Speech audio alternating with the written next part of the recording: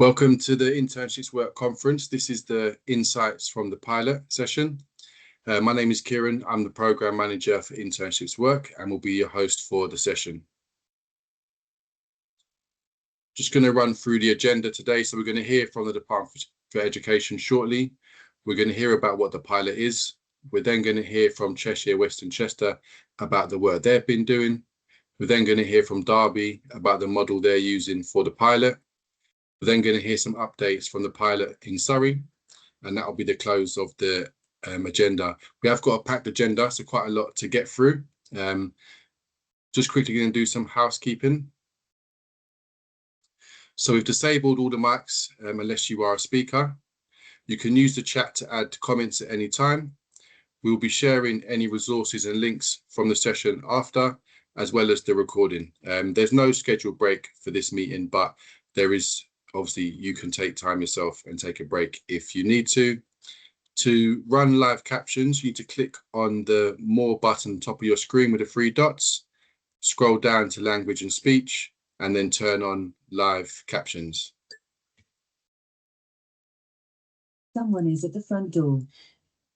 We're going to hear now from Callum at the Department for Education. I know my door went off, just bad timing.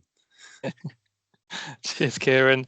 And it's great to see so many of you on the call today, and a big thank you to NDTi and the team for setting up this pilot meeting and all the conferences that we've had today. So I'm Callum, based down in Bristol, and I work on the supported internship policy at the Department for Education. Our team is Rachel as our team leader, and Rebecca, who you may have seen in the video earlier, and she's our supported intern and based on Bristol's Project Pilot, and she joined us in this academic year. And just want to reiterate again a big thank you to all the work the Internships Work Consortium has provided in setting up not just the pilot, but all the work since 2022. Next slide, please, Lucy. So why is it important? So through the pilot, we're testing if this is an appropriate pathway for young people with learning difficulties and disabilities, but without an education and healthcare plan. We've seen student numbers significantly grow since rolling out of the pilot. And a little bit about the history. We secured funding in 2023 to trial the policy and managed to roll out to 12 initial local authorities. This year, we were successful in securing additional funding to continue and expand the pilot, and we're now trialling with 16 local authorities across all regions of England. And we're really excited to see LAs use innovative approaches to pilot delivery and capture new sectors such as construction and technology, which is really exciting for us to see.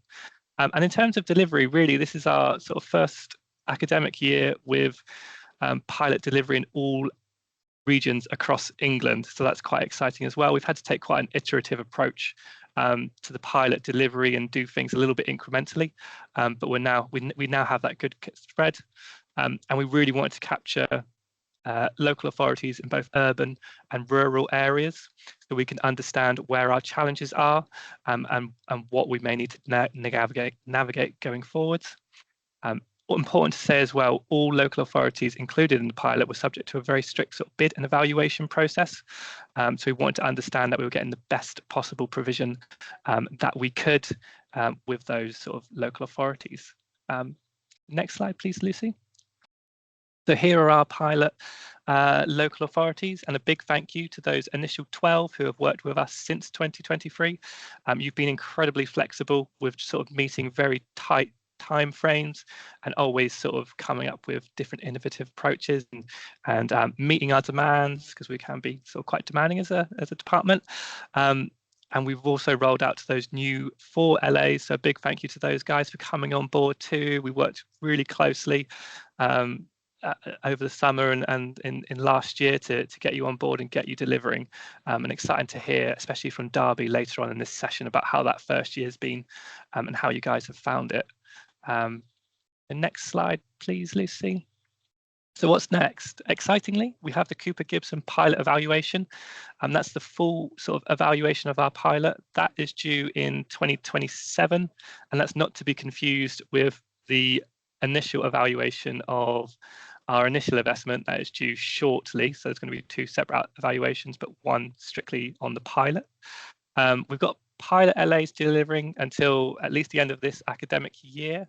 And there's a small amount of grant funding to support pilot LAs until sort of the end of this academic year as well. Excitingly, there is a commitment in the white paper for the DFE to kind of with an intention to explore delivering that pilot as well for an additional year as well. So that's great to see. And we want to see SIs really being built into LA's strategic plans and focusing on employers as well. We have had a lot of questions about the future of the pilot, sort of beyond what we've already committed to.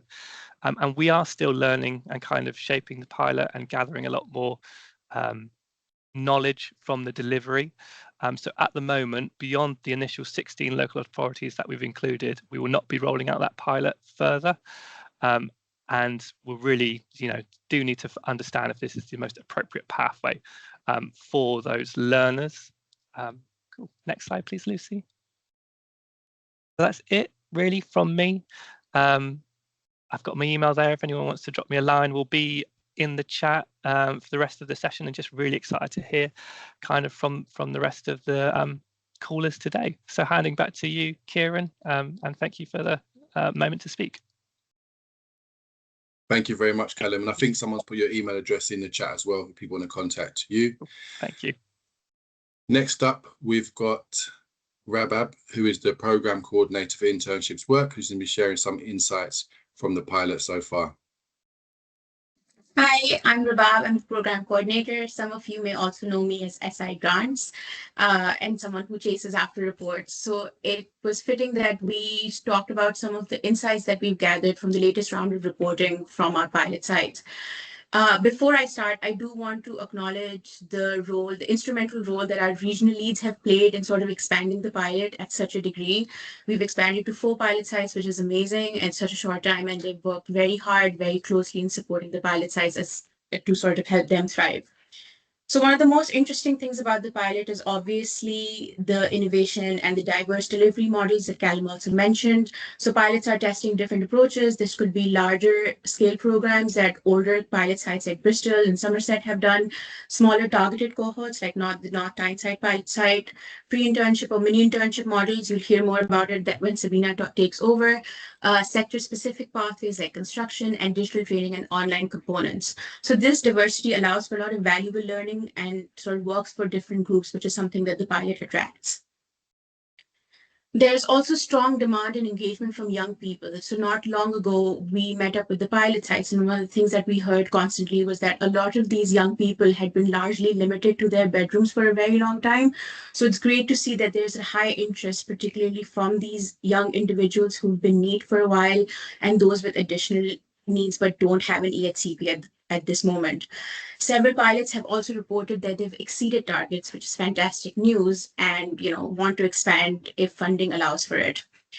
Engagement is often strongest when programs are well publicized and locally embedded. This allows them to cut through noise, but also help, people like parent carers who are sort of navigating this very complex journey. So it allows them to communicate and engage with them directly. Despite its innovation and diversity, work placement remain as the core mechanism of the pilot. So there's real work experience that is built and is central across all pilots. Placement occurs across diverse sectors such as retail, hospitality, digital, construction, the public sector. Some programs have a rotation model, others maintain one placement, and it's sort of linked to job prospects and what they've sort of designed it around. Employee engagement strategies also vary across pilot sites, but again are essential to its success. One thing that also stands out within the pilot is that there's personalized and holistic support, which is then critical to its success. So like I mentioned before, these participants have complex needs, mental health, care experience, long-term disengagement. So pilot sites have been quite innovative in the way that they've provided that tailored support rather than providing standardized support. And this commonly includes like one-to-one mentoring, vocational profiling, employability skills training, and pastoral and well-being support. You also see strong multi-agency and partnership working in those pilot sites, which is critical for referrals, delivery, and progression routes. Effective pilots involve collaboration across local authority teams, colleges and training providers, employment support organizations, community groups and charities, and employers, of course. There's also a strong focus on employer engagement and awareness building. Many areas are actively recruiting new employers and running forums and events, and that's why they're sort of getting that interest in the first place. Some programs are also leveraging internal council placements, which is amazing because that way, there is further ownership of support internships. There's also education of employers about support internships, which remains important. Sector-specific pathways like digital construction also attracts employer interest. So we have Greenlight, which is based in Bristol, and they're doing amazing with their construction work. You also see a lot of pilot sites building strategic system development and capacity building. So there's a focus on long-term infrastructure, which is amazing, especially to come from a pilot. It's not just focused on delivery, so it allows it to be sustainable. That includes training for professionals, which is more targeted, so support employment techniques, trauma-informed training, awareness programs in schools and communities around what the pilot is, how it can be beneficial, development of pathways into sustainable employment, and resource creation for multiple stakeholders that work on support internships. Despite all of this success, there are barriers that affect participation. This includes travel costs and accessibility, recruitment difficulties for certain cohorts, employer capacity and job availability. There are attendance challenges. There are also some issues with family engagement, and we'll discuss that in session 3, transitioning to paid employment. Lastly, we're hearing good news, and thank you, Karen, for sharing, but nearly all sites have highlighted uncertainty about future funding, scaling and continuation. You see a lot of there's a lot of motivation for it, but obviously depends on additional resources and commitment. Some programs are also being embedded within existing services, which makes it a more sustainable approach to keeping the pilot.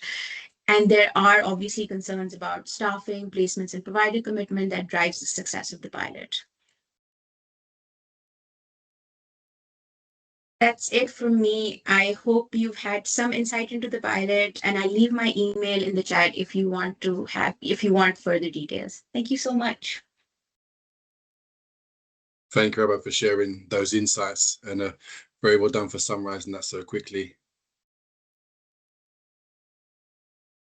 So next up, we're going to hear from Jennifer from Cheshire West and Chester Council. Hi, everyone. So I'm Jeanne. I've been leading on the non-EHCP pilot for Cheshire West and Chester Council. There's only so much I can kind of fit into 10 to 15 minutes. So I am kind of looking at what we've been doing from the lens of innovation.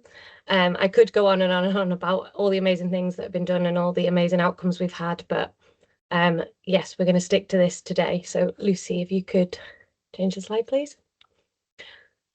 So we took a different approach when we started supporting our young people.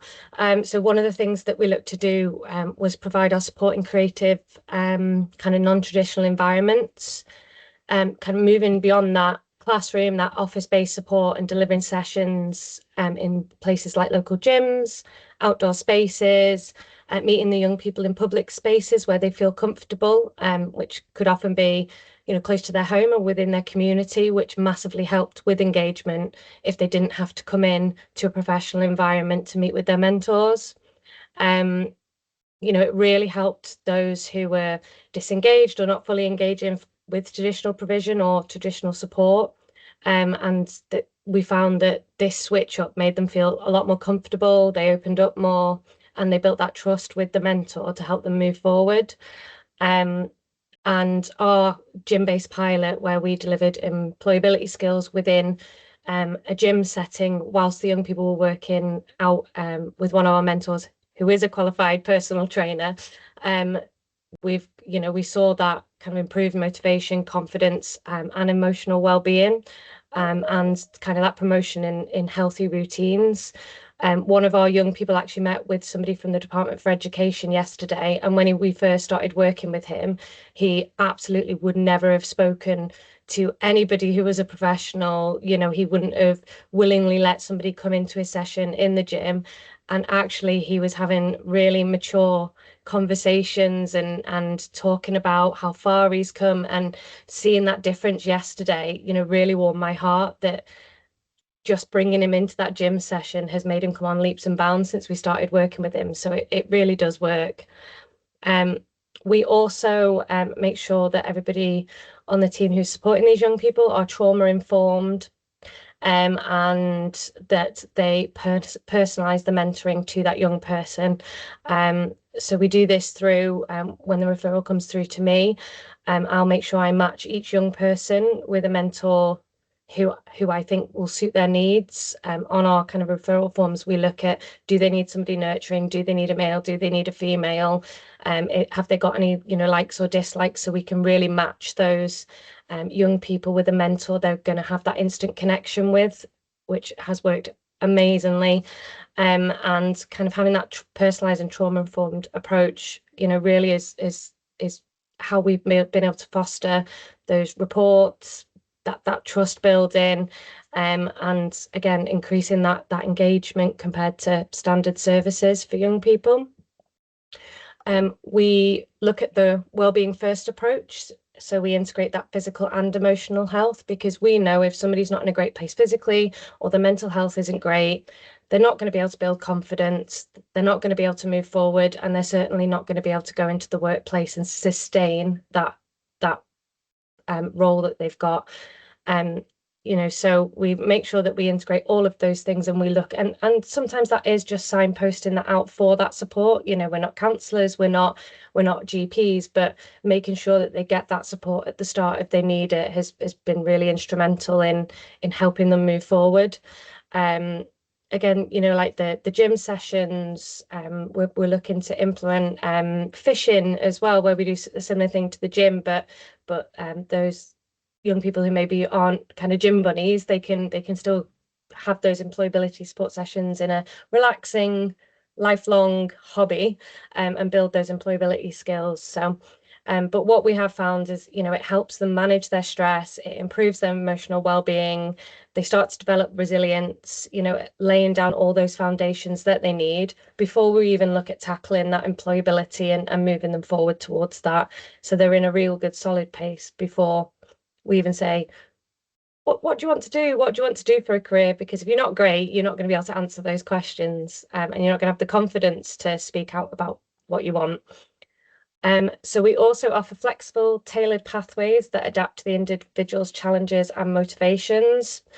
So we don't necessarily rely on a fixed curriculum, but we do make sure that every young person who comes and works with us gets upskilled on a curriculum that we've planned out. So and we make sure that if we're covering a specific topic within that curriculum, that's delivered in the way that meets the learning style, the needs of that young person. So it's not everybody's going to be able to sit in a group and engage in a classroom-like setting. Some of them like to go through booklets, some of them like to be hands-on with the learning. So we do make sure that, you know, we adapt that support for building those life skills, routines, communication, confidence, breaking down those barriers. And if somebody comes in a bit later because we don't have fixed start dates, we make sure that they work one-to-one to kind of upskill and catch up with everybody else as well. But we found this flexibility, you know, ensures that the support remains accessible, relevant and responsive to any complex barriers that we come across. And something else that we do is we do proactive CPD for the mentors, but also reactive. So if we get a young person through the door where, you know, we're coming across something we've not maybe seen before or dealt with, then we will make sure that we upskill in those areas as well. Next slide, please. So why we feel this approach fills a gap, and lots of other people that we've kind of discussed with and looking for that further funding and putting all the evidence together. So, you know, highly personalised trauma-informed support that mainstream services can't provide. we offer that individualized plans tailored to each young person's needs, barriers and learning style, as I've mentioned. We use that trauma-informed practice to adapt and support for mental health, physical health, particularly with neurodiversity, which we're seeing, quite a lot more of, especially those that are undiagnosed or waiting on that pathway. A lot of mainstream employability programs can't offer that because of the funding stream and the kind of how rigid those funding streams can be. So something like this that is really flexible, that meets the young people's needs, really does fill a gap, especially for those 16 to 17-year-olds and those 17 to 18-year-olds when it comes to learning, as there isn't much, but there is nothing out there. So it really does capture those young people. Our flexible creative engagement methods,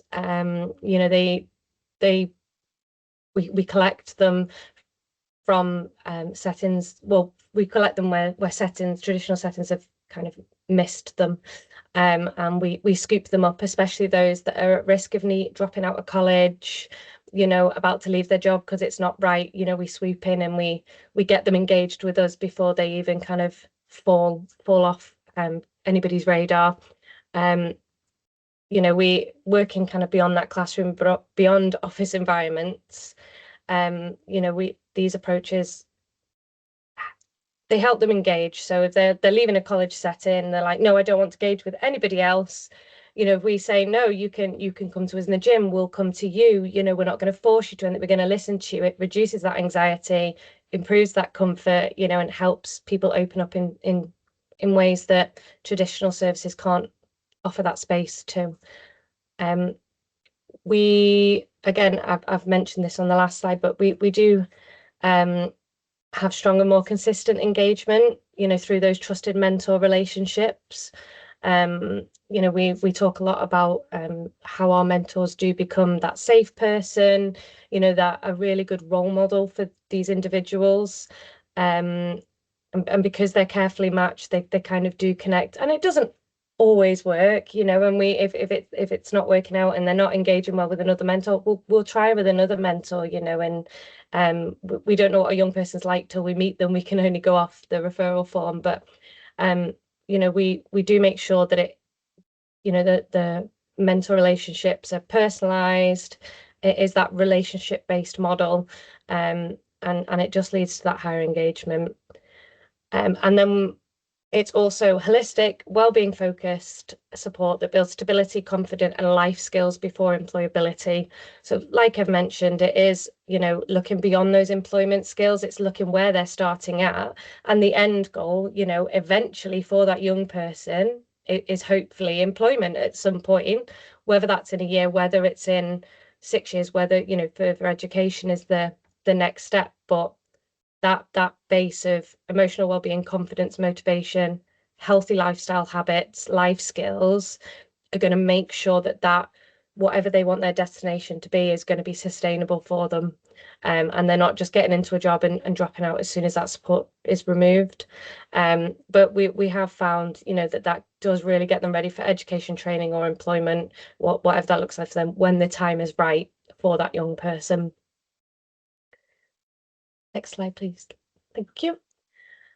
So how it differs to traditional SIs. So it obviously supports a broader range of young people, and it's not limited to those with education healthcare plans. It's those 16 to 24-year-olds who have gone through, not always with the support they needed, but with the EHCP throughout their schooling. We look at those kind of young people who are not in education, employment, or training, school refusers, those that have maybe involved in the youth justice service, long term, kind of have not engaged in any other provision. It allows us to support those that haven't got a neurodiversity diagnosis, but they are on that pathway. So they still need that support. Just because they haven't got the diagnosis yet doesn't mean they still don't need that support. Anything that they've experienced, mental health challenges, trauma histories, care experience, disrupted education, anything like that, we can kind of scoop up, which differs to that more rigid side of the traditional SIs. We can provide flexible creative engagement instead of that fixed workplace-based schedule. We can create something that works for individuals or group of individuals that really meets their need. If often these young people who we have scooped up and supported aren't ready to be in the classroom 4 days a week or be in the workplace yet 4 days a week. Even 1 day a week is far too much for them. Even a whole day a week engage in education at the beginning is too much for them. So we can really go in with that lighter touch and then build up to that more SI kind of base model, which is incredible. We focus on trauma-informed wellbeing first support rather than immediate job or placement. So with the traditional SIs, I know it's really important to get those placements set up quite quickly. As I've just said, we can kind of work on those things that need to be worked on first before we're then trying to throw them into a workplace and make sure they're not overwhelmed and they're ready and they have the support to go in and do that, which is incredible. And we are able to prioritise building that readiness and engagement before structured employability training. We recognise that many young people are not ready for work when they come to us. So, that working on that engagement, building routines, improving mental health, confidence, establishing life skills, creating that foundation, having the flexibility to do that is absolutely incredible. A lot of young people come to us, they don't even know how to respond to an email from an employer inviting them to an interview. So if they can't even do that, how are they going to be expected to kind of go into a workplace? So it's all those skills that come before that. So just having a little look at the impact of kind of embedding this method into our pilot. So obviously we do look at those kind of what we call harder outcomes, which is the numbers, but we also do look at measurable impact as well, which I think sometimes can be a lot more powerful for our young people, looking at that journey from A to Z and everything they've achieved in between can't be looked at by their outcome when they leave project. They achieve so much within that time. So these are our harder outcomes. So we had 87 starts on programme. We so far have supported 36 into paid work. 13 of those are still receiving AIM work support for sustainability because they just need that extra bit of, let's make sure you say that's engaging with the employer, engaging with the young person, making sure that they are able to keep that job for as long as they want to. 16 have actually gone back into education, which is absolutely amazing. Some of these were people that maybe refused to go to school and really struggled to engage with their traditional education. 10 are engaging in training, and 5 are engaging in work experience. But on the back of that, looking at the more kind of measurable impact, we've got 74 young people who are reporting increased employability skills. 12 young people are engaging with our gym sessions, and 7 of those are youth offenders, which is incredible. Training sessions, these training sessions have, with the integrated employability, have made these young people engage where they would not engage with any other service before, which is amazing.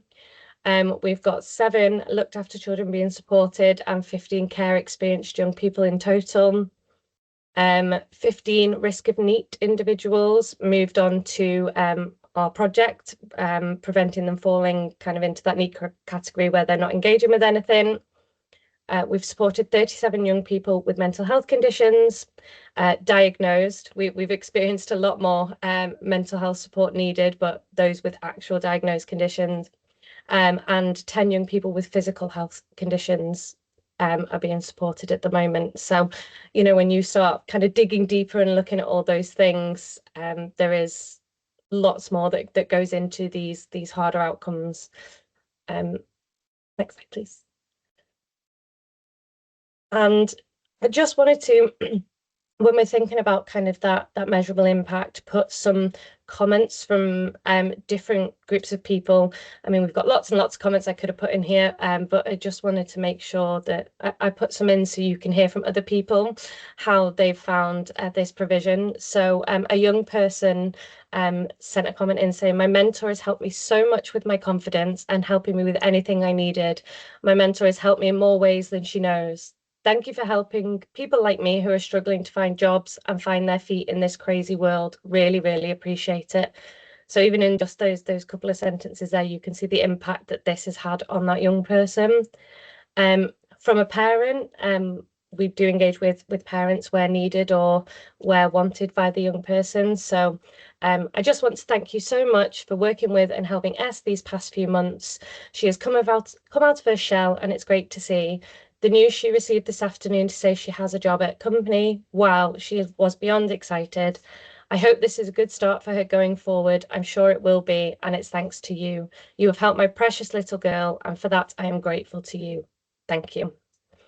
And there is one from a professional there. I won't read it out as I know we're kind of a bit strapped for time. But that we just wanted to include, you know, something from a professional to show that it's not just parents and things, we're making a difference kind of across the board for people. So our key lessons that we've learnt.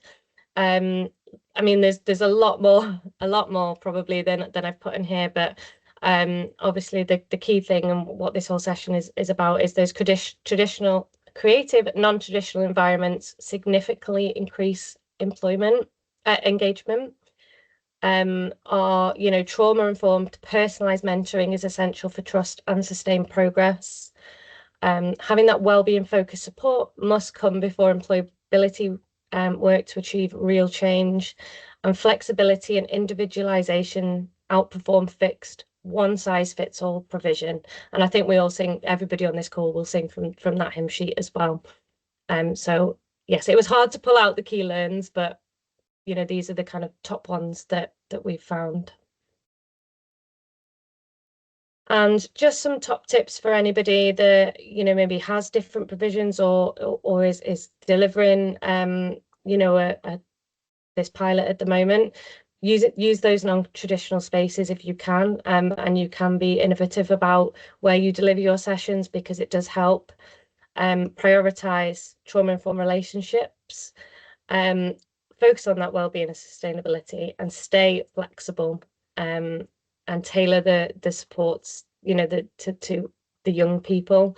The main thing, you know, that we've learned is, and the main kind of tip we've picked up as we've gone along is if things don't go how it's planned, then that's okay. As long as we're learning, the young people are learning, we're all progressing, and you know, we get them to that destination they want to get to.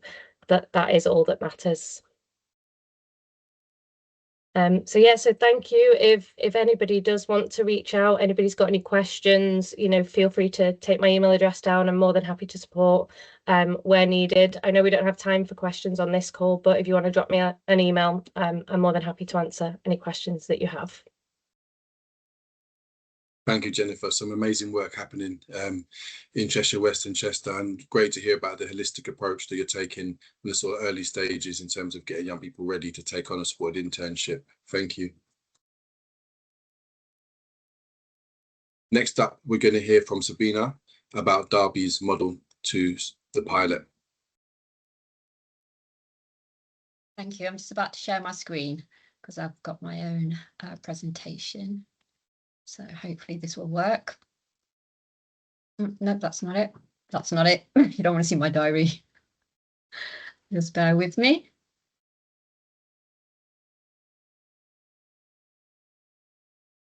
Hopefully you can see that. Okay. Can you see that fine? Yeah, sure now. Yeah, that's fine. Thank you. Thank you. Right. So thank you so much for inviting us to present. We are one of the new pilots for the Internship Works. Just bear with me 1 second. Just remove that. Yes, so who are we? Who's here today? So I'm Sabina Talib. I'm the Principal Employment Skills Manager at Derby City Council, and I do have another screen with 3 individuals on it. One's Ashley. He's one of our young people, so hopefully he'll get a chance to talk about his experience, we thought, why not bring a young person along to give a real insight into how the programmes worked for him. And also with him, he's supported by his supported employment officer and the business engagement manager. I wanted to start just by saying a little bit about Derby, because I think one thing about the supported internship pilots that I've recognised through kind of going to the network meetings is they actually sit in lots of different areas of the local authority. So ours sit within the employment skills team, and within the employment skills team we've utilised funding, UK SPF funding, to set up a Derby Jobs business brokerage service, which is all about employer engagement, inclusive recruitment, and we had set up the employment skills hub to deliver employment skills support to local residents. Additional to that, as part of the hub, we had the National Career Service, which offers universal career support, as well as the Youth Guarantee Trailblazer funding, which we got to deliver support to needy young people. Our focus was SEND with EHCPs and leaving care and those in the youth offending service. So we were already delivering to complex young people and individuals that were further away from the job market under the Employment Hub. And then in 2025, so only last year, we haven't been delivering this for very long, we secured DFE funding for the Internship Works Pilot. So therefore, we have a multi-funded hub approach in the city, which allows us to have an easy referral process to City Council service as well as other referral partners to refer into the hub, where then we can triage that referral into the right support for that person, be that a young person or a job seeker. So just to go on to what our pilot is, so we only received our contract in July 25. So we've only had 9 months, we only get 9 months of delivery, including our mobilisation, so not long. Our cohort is obviously SEND, no EHCP, and those with social, emotional, mental health, 16 to 25. And our staff have received training on those cohorts to ensure we had the right individuals on programme had the right eligibility. But sort of due to the time frame of delivery we had, and we wanted to make an impact with the funding that we received, we decided to try something different. So it's a pilot based on the principles of an SI, a sort of mini SI, or sometimes I refer to it as the deconstructed SI. Clearly been watching too many cookery programs. So we call it Journey to Work in the City. It's delivered flexibly, so within a shorter time frame. So that can be 4 weeks, 6 weeks, 8 weeks, depending on placements, etc. With increased opportunities for the young person to exit the programme and move on to either paid employment, alternative training, or another Journey to Work programme. So they can go on to another mini SI and continue to do that if that so is what that's required for them. But the approach really allows us to offer greater flexibility to both the employer, who's offering placements in chunks potentially, and to the young people in terms of their commitment and what's right for them. So what does our Journey to Work look like? It is the same as, it has the key elements. So intensive one-to-one support, our supported employment officers is what we call them. They offer this holistic intensive support that's personalised to the individual using supported employment techniques. They've received a wide range of training, including CBT training to support young people with mental health. So we have all of these complex young people that are referred into our service from our own services across the council. Employability training. So our Derby Adult Learning Training has been commissioned to deliver training for young people to help young people reflect on their placement, articulate their skills and attributes, gain confidence among their peers, improve communication skills and general employability skills to become more job ready. And then skills training. So as part of the pilot, we've commissioned skills provision. One lot's delivered by Imbue. And they were delivering entry level 3 and level 1 digital skills training as part of their 1 day a week that the young person was there for a whole term. And then engineered learning. So they provided skills in welding and fabrication, and then in a separate one on construction. And then the fourth element is the work placement or employee enrichment activities. And we've put employee enrichment activities because it allows us to work with employees in a much more flexible way, enabling us to engage with them initially and then increase that engagement over time. So if you like flow diagrams, this is an example of our programme. So our referrals come into the hub and we're able to triage them into the programme. Similar to the programme mentioned earlier, we provide intensive one-to-one support initially. So each individual is allocated a supported employment officer, and then when they're ready and if they have the right match to the right placement and they have the right placement on offer to them, they can then move into a journey to work, a mini SI, which has those elements that I mentioned earlier. And they can move into various outcomes as well as sort of go all the way back into another mini SI if that's what their preference is. Whatever happens, that support continues beyond the SI, into employment, into an apprenticeship, into further learning, whatever it might be, as long as that young person requires it. So here's just some images of our commission provision. So you can see there, you've got a young person sort of pulling a computer apart. That's our Imbue with their mentor. She's the lady in pink, and Emma, that young lad's SEO. And the other picture, that's Rachel actually from the DFE. There she came to visit our commission provision, and Dan, she's talking to Dan about welding, I guess, and the commission provision. And that's actually Ashley there with his back turned to us. You're going to hear from him in a little bit. So just some images around that. So how impactful has it been? We've only started recently, but because we do have the hub model and we're able to triage, we have actually enrolled a lot of young people on programme. 84 young people have been enrolled on the programme, which means they've been allocated a supported employment officer to start that intensive personalised work with them. Of those 84, 48 have started one of our mini SI programs, which means that they received employability support, the wraparound support and the placement support, and they're getting some level of employer engagement through work placements, etc. 7 have dropped out. Of course, that's a reflection of the young people that we work with. It's also a reflection of the complexities of the young person, but also a positive reflection actually of the matching that's done to match the young person to the right placement. 12 have incredibly secured employment so far, and I've put so far because we've only been going for a few months really.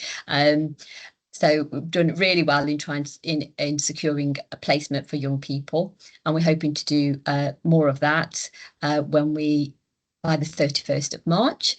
And of course, one of the positives is the increasing confidence that people are reporting, and the belief that there's possibility of paid work, that there's actually a possibility for them.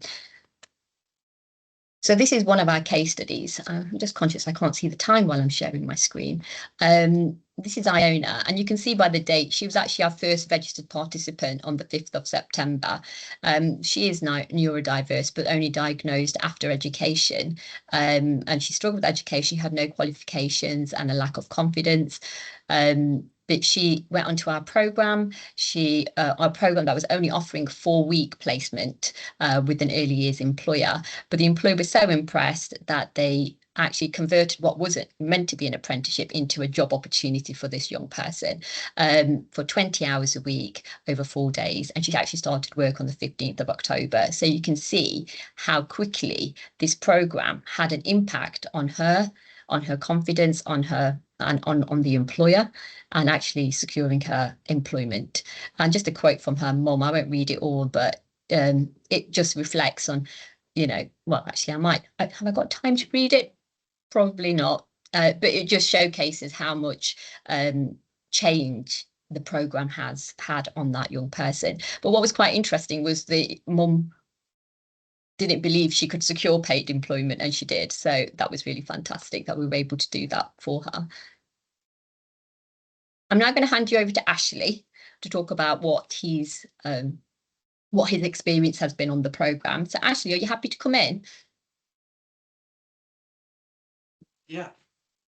Hi, thank you, Sabina, for that. My name's Ashley Lindridge, and I'm 17. I've been on this course the past 2 times it's been over. The first time was demonstrated in a picture for the welding course. Managed to get good experience, good confidence out of it, due to outside lessons out of the welding. The workers there, the tutors, were great with everyone. They knew how to I'm trying to word it all. They knew how to treat the students differently due to how they are personality-wise. They also knew how to teach at what pace for different students, whether some were slow, whether some were quicker. I got taught a bit quicker, I caught it up quicker, whereas we sometimes had to take a step back for someone else, which I quite liked. I really appreciate the outside lessons, which helped with employability skills, teamwork, confidence. I feel like my confidence has been growing ever since this course. This is now my second time on this course doing construction. I like how they're teaching different skills, different ways to do the same solution, different problems. They're really in depth with how they teach you, and I really enjoy it. Again, gaining more confidence with the same teaching. It seemed like I had strengths and weaknesses I worked on, and I managed to work on them, which I quite enjoyed. I quite enjoyed growing. My attitude now is I'm completely ready for work. Thank you to my SEO, Chris, all the tutors on the course. I have actually gotten work experience with Balfour BT, and also an apprenticeship maybe lined up with CSCS lined up at the end of this course, which is hopefully going to go well, hopefully going to get through to it. This course has been a really big help. I'd recommend it to anyone. I honestly think that's all I have to say about the course. Thanks, Ashley. Yeah, no, absolutely. We're really excited about Balfour's opportunity and what may occur, and fingers crossed we're able to support you to secure that apprenticeship. Just quickly, in terms of learning lessons and insights, Emma, do you want to come in and share the ones around the job coach? Yeah, so sort of following on from Ashley, and I would say with Ashley, he's had all of the opportunities given to him, and he's taken those and he's run with them, and he will succeed, continue to succeed, because he has the drive and the right attitude, which is fantastic. And I think part of the lessons that we've learned from that are that having the right level of I suppose, training and the diversity of experience in the team to support effectively is really key and important to that. Working closely with individuals to support them in their journey, and part of that is matching them into the right placement initially to ensure that that meets their aspirations and their skills, but also that works closely with I suppose the offer that the employer is able to give them, to not sort of or lose any expectations of anybody, and to meet everybody's expectations throughout. Reflective practice is also really important throughout, looking at the journey, looking at how things are going, keeping in touch, keeping support, making changes if necessary.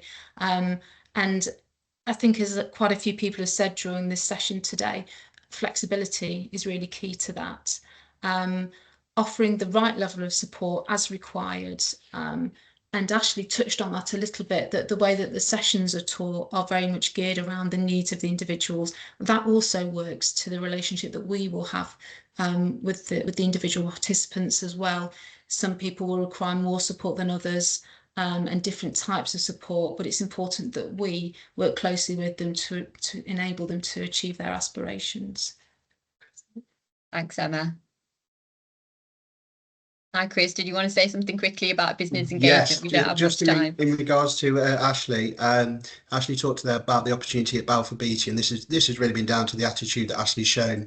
So Balfour Beatty commented that he's shown a tremendous work ethic, a willingness to learn, and Ashley is always one of the first to attend and be there first thing in the morning. So great credit to him, and it's also to show that he's made a real difference to these employers. So these employers have actually, we've gained the buy-in from them. So with Ashley coming along and taking part in the programme, he's made the employers look up and think, well, we're going to offer a placement here and we're going to hop into the apprenticeship opportunity. So it's young people get a bad press, but Ashley and the others on the cohort have really shown the work ethic and dedication can break those barriers down. Thanks, Chris. Conscious of time, just to say, in terms of what we're delivering, obviously it is different. It does allow a lot of flexibility, but it is impactful. And I think that's important because so we need to create this personalised approach, both for the young people and for the employer.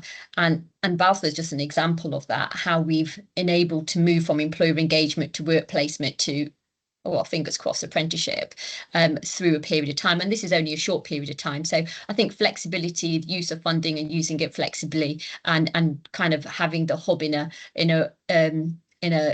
a way where it's multi-funded and we can utilize other resources that are available, for example, funded in other means, has been really, really helpful for us to be able to create something impactful within a really, really short period of time.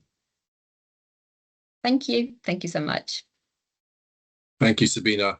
Great to hear how much you've achieved in such a short space of time. I was doing the bids not long ago and you've done so much already. It's great to hear. And thank you, Ashley, for speaking as well. It's great to hear about your experiences on the programme, and you've already got opportunities lined up for when you finish, which sounds like a credit to your approach to the opportunity. Yeah, thank you. All right, next up, we're going to hear from Louise and Jeanne from Surrey Choices.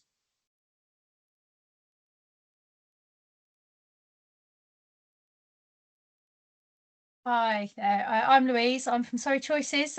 So our supported internship programme we deliver in partnership with Surrey County Council and East Surrey College, and it is our second year delivering on the pilot. So I just wanted to very briefly give you a tiny bit of background about the successes of the first year, and then I will hand over to Jeanne and she's going to talk about this year's cohort. So if I could have the first slide, please. Lucy. So we have had a supported internship programme and pre-internship programmes for many years, run within our wider supported employment service. We've been able to see individuals fall through those gaps in funding. So we were, like everyone else, absolutely delighted when the pilot was announced for exactly that reason. And in our first year, we recruited 18 students. So we definitely underestimated how popular the programme would be. Demand was huge for it. We received over 50 referrals for those 18 places. And we targeted the local authority teams who are supporting the young people who are not in education, employment or training. So it was a cohort who were already NEET. Because we were looking to support those who were hardest to reach, many of whom were from disadvantaged backgrounds or who had disengaged with school and any other kind of forms of support. But importantly, many of that cohort were unable to access other employment support programs because I think, as others have mentioned as well, most are only open to those who are over 18. So we identified that gap in provision and we tried to recruit under 18s who have additional needs, poor school experiences. Some had caring responsibilities and unstable housing and were already at crisis point. It wasn't a cohort that our employment support specialists were particularly used to supporting, so we had to be really flexible, and Jeanne's going to say a bit more about that in a moment. One of the ways that we were flexible was to open up several programme start dates across the academic year, because feedback that we previously had was that the rigidity of an academic calendar can sometimes be a barrier to enrolment, those strict start dates that are put in place. So we opened that up across the year and had 2 cohort start dates. And in terms of results, we were delighted, but we were also really surprised, which is why we applied to extend the pilot this year. We saw huge levels of engagement, which wasn't particularly what we expected. And that really showed us that here is a cohort of young people who hadn't fitted into traditional programs, but were very clearly willing and able to respond. And they did respond so positively to support as long as it was offered in the right way. So in terms of results, we had 89% of the group either retained paid work or ongoing work experience. It was 7 out of the group came out with paid work. And we only had 2 of that initial group who didn't complete the programme. So because of those really, really high levels of engagement, we've taken this forward into a second year. And we found that for that young group, doors were really opened where once they had been closed. So naturally, we jumped at the chance to extend. And I'm going to hand over to Jeanne now, who will talk about this year. If you could put the next slide on, please, Lucy. Hi, so I'm Jeanne, supported internship lead for Surrey Choices. So how year 2 worked for us, we were given a target of 30 interns across Surrey. We put ours into 2 cohorts, September and November starts, to break up the group, but also we worked with education providers and transition teams within local authority, and they'd all suggested that we go for a later start in the year to pick up any of those that hadn't managed to stay in education or had found pathways. Next slide, please, Lucy. Our support model, as Louise has mentioned, and the other teams as well, we had an ongoing job coach support. It did look different for this project because we had to have more engagement activities, greater emphasis on, especially in the beginning, on building trust and rapport to keep that engagement going.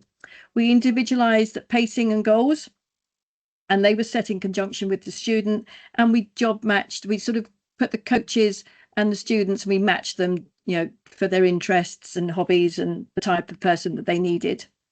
We focused on securing workplaces. Many young people felt that they were work ready. That was slightly different to our previous cohorts, or they needed paid work. So they wanted to explore those paid roles. Next slide, please, Lucy. Recruitment and induction. So we had extremely high numbers of referrals, which indicated, as we already knew, an ongoing need for the programme. We aimed our recruitment, as Louise mentioned, at NEETs and those sort of between 16 and 18 without any qualifications. We did have careful selection due to capacity. However, we did take some risks with some of our recruiting. We had a 3-week work-focused induction, and we delivered a mixture of face-to-face and online modules which were aimed at work skills and networking. Interestingly, 90% of the students preferred the sort of face-to-face sessions over the online. They liked engaging with their peers. Next slide, please. So learning alongside work, due to the new funding with maths and English, we had to deliver 6 hours weekly of maths and English. So 15 of our students needed to attend those sessions. So we had those in a central location. Travel training had to be put into place initially to make sure everybody could travel there independently on public transport without extra support. And where we are now, we've got exams planned for March and April due to the great progress they're all making. Next slide, please. Impact so far. So at the moment, we've got all 30 interns retained, 50% are in paid work, 27% are in placements, and 10% on accredited courses. We've got 2 that are also sort of exploring apprenticeships and just secure places on apprenticeship programs. Next slide, please. So challenges, travel and transport costs. Again, most of the young people we recruited needed some sort of travel support, and costs of locating and moving them around the county was quite high. Limited IT and access to IT. Many didn't have internet at home, didn't have phone credit. So trying to work puts them at a severe disadvantage. And thirdly, we found employer hesitancy for under 18s. They were very reluctant to take on under 18s, especially if they didn't have qualifications or experience. And that's something we had to work on. Next slide, please, Lucy. So lessons learnt.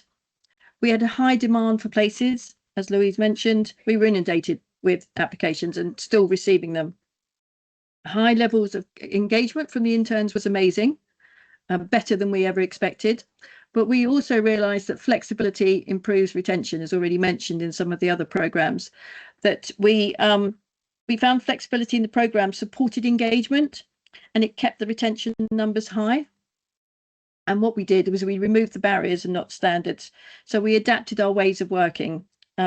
We changed our views with placements and worked with interns whose goals were also changing.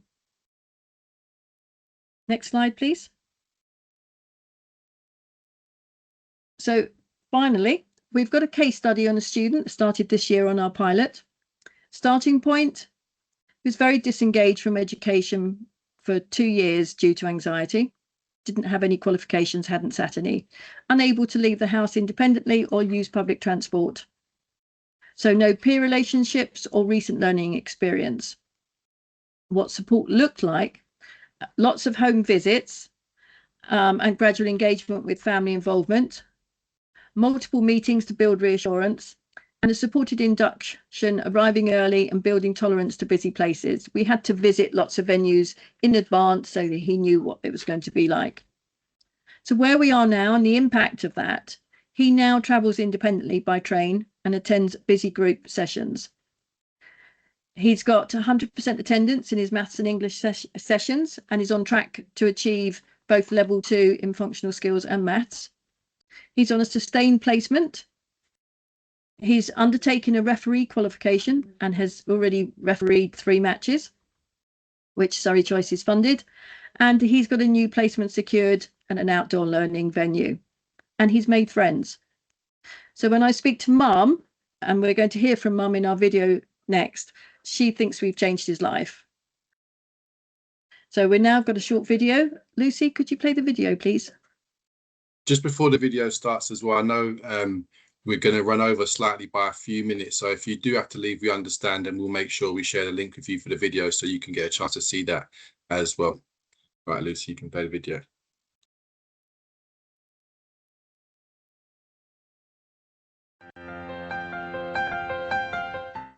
Somebody they trust to bounce off, who's not their boss, who's not their teacher, who's their mentor, who's somebody sharing that experience next to them.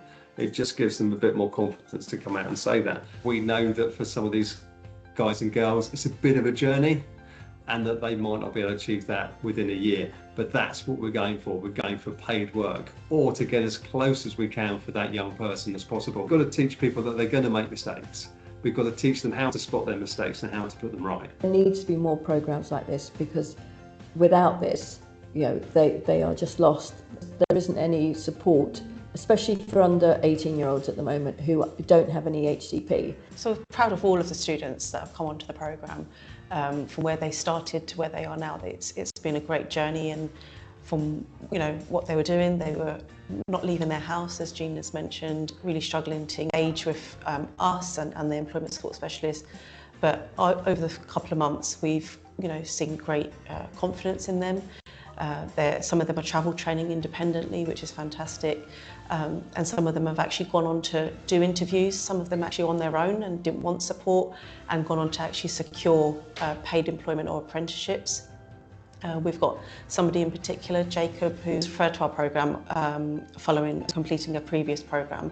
And since then, we've engaged with him and we've supported him to come out of his home, to come out and meet with us.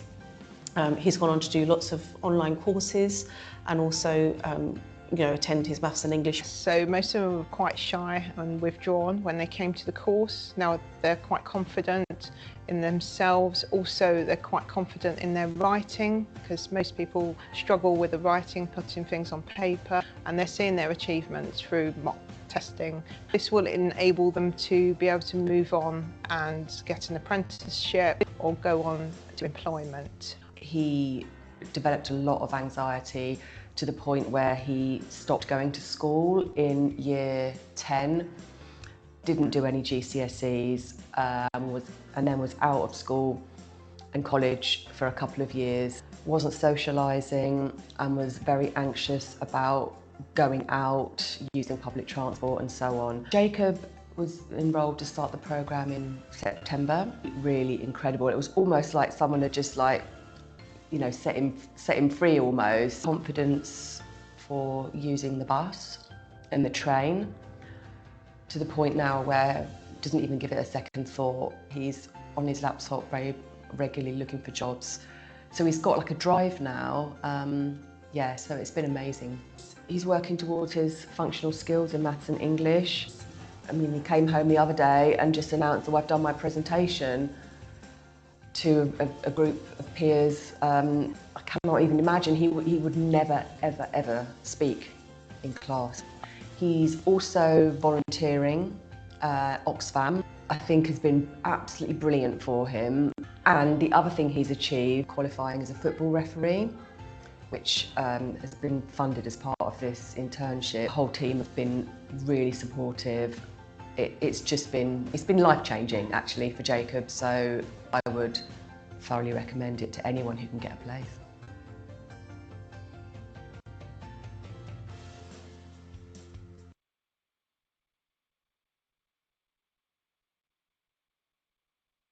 Thank you very much for your presentation, and I think an amazing video to end on for today for us as well.